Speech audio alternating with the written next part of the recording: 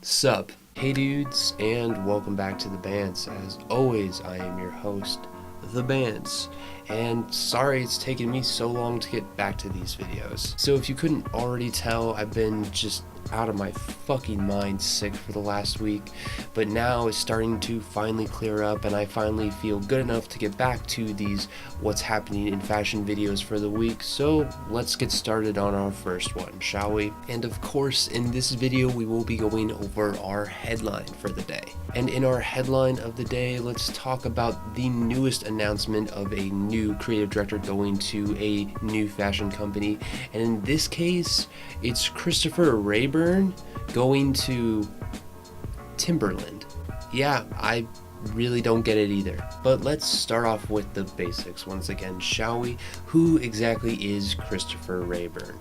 Well, Raeburn has been designing for his eponymous label since 2008 and is really well known and highly regarded, specifically in the techwear scene, mainly for two reasons. The first of which being that, especially among techwear designers, Christopher was definitely one of the pioneers of using more environmental ideas in his designs, that being of course reusing fabrics, recycling fabrics, and of course using organic textiles as well. And the second and probably much more well-known reason as to why he's become such a pillar in the techwear scene is just due to the fact that he is also another one of the pioneers, although in this case much more unintentionally, of what people have come to know as the lunar core movement. I mean, yes, there are companies that predate him that have done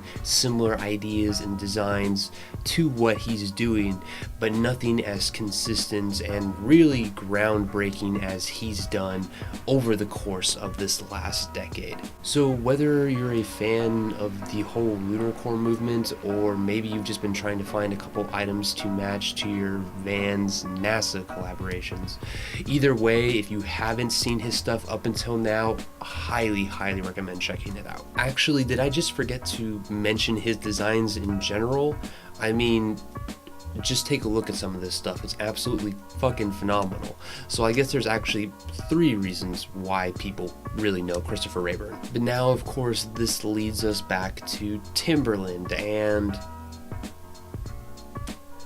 I mean, what is there really to say? Let's face it, outside of their wheat-colored boots and a Yankees fitted cap being the New York uniform, people don't really know much else about Tim's. But all jokes aside, when it comes down to their shoes, they're actually fairly decent for what they are.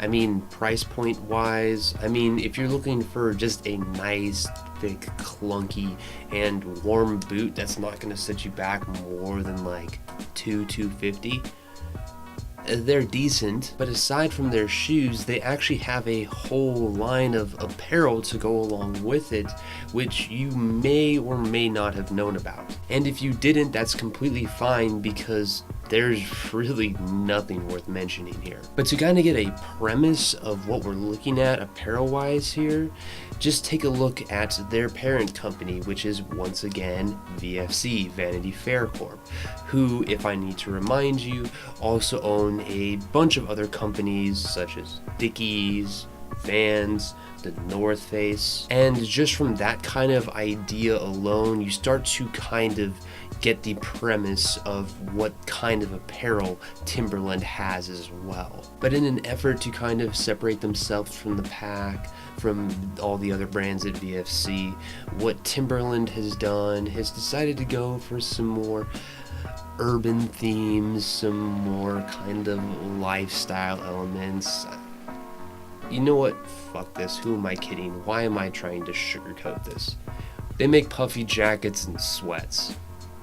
That's it. So with the recent announcement that Christopher Raeburn would be taking over as a global creative director for the Timberland brand starting in the fall-winter 2020 collection, I know that is really far off, it seems. It really all boils down to one question. Who the fuck asked for this? And let me just stress this once again. This is not just a one and done collaboration. This is Christopher Raeburn taking over as the global creative director for the Timberland brand on a whole. Now, before I do get into more of my incessant shit talking, I do have to bring up the point that this idea is not necessarily a bad thing. We have seen plenty of techwear designers and techwear brands collaborate with other creative directors and other brands in the past, and those have turned out fairly well, if not excellent, over the course of their runs. The most well-known of these, of course, probably being the Y3 brand, although the ideas are flipped here. Instead of having a tech designer coming into a normal brand, we have an artisanal designer coming into a techwear brand. But a more recent and definitely much more similar example would be, of course, Ator Thrope going to G-Star Raw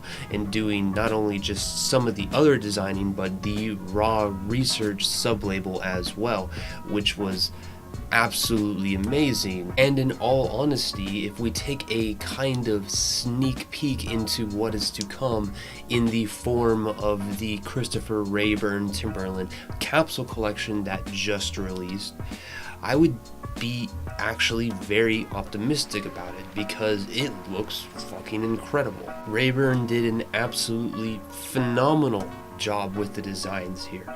His ideas obviously shine through, which is what you'd expect and which is what I'm assuming Timberland was going for. But you also do get a little bit of that Timberland feel in some of these pieces, I guess you could say. Not because they have any renowned textiles or fabrics or anything like that, but just because Raeburn did a very nice job of taking some of their logos and prints and shit and making those highlights in some of his works, which once again the designs are pretty amazing here. And the fact that all of the pieces in this collection are either made from reused vintage Timberland pieces, recycled materials, or organic cotton is really just icing on the cake here. But even with all that now said, there's just one major flaw that comes to mind when looking at this capsule and hearing about this announcement, and that is, who exactly are they marketing this towards? Like, who is this collection for? Because when you look at people who wear puffy jackets and sweats, I can almost guarantee they don't give an absolute fuck about recycled, reused, or organic textiles. And even more so beyond this, the prices on these pieces to the average Tim's owner are probably well beyond outrageous in their minds. Because in this capsule collection alone, every jacket here, I'm not talking pullovers, I'm not talking fleeces, I'm just talking jackets. And there are a bunch of jackets in this capsule collection. They start at $400. And that's twice what you pay for a pair of Tim's boots anyway.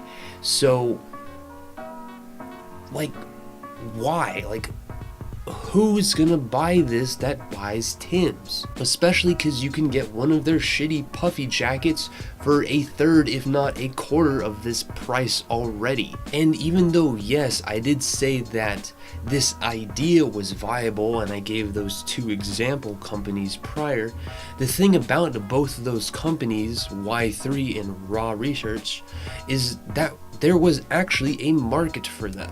I mean, looking at Y3, it really gives a lot of people more access to Yohji's stuff, which to many people is actually way too expensive, even though that's actually not really the case, it really kind of gave people more access to see what he was capable of in a much more kind of easy to understand, pleasing aesthetic, if you will. And by that I mean it's easier to buy / wear t-shirts, sports jackets, sneakers, things like that. And on the flip side, with Atorthrope, G-Star, and Raw Research, the thing about G-Star is that their denim is already fairly expensive, especially for what it is. I mean, when you have a company that is already selling denim for $200 to $300 and jackets for a similar, if not even a little bit more of an expensive price, when you look at what some of the G-Star stuff that Ator did and even the Raw Research stuff that he did, being already in that price point, if not maybe $100, $200 more, it isn't that surprising to see that people will actually buy that stuff because they're already used to that price point. So then why is this move even occurring? Well, I think it once again goes back to VFC. If you guys checked out the other mini whiff I did on the whole Lee Wrangler debacle that happened a couple months ago, you'll know that I talked in kind of detail about how VFC has been trying to innovate their company, and by that I mean kind of move solely into workwear and athleisure and Vans, even though they've already tried to innovate Vans by making a whole athletic shoe line, which sucks really in my opinion. But the fact that they're trying to bring in Christopher Raeburn to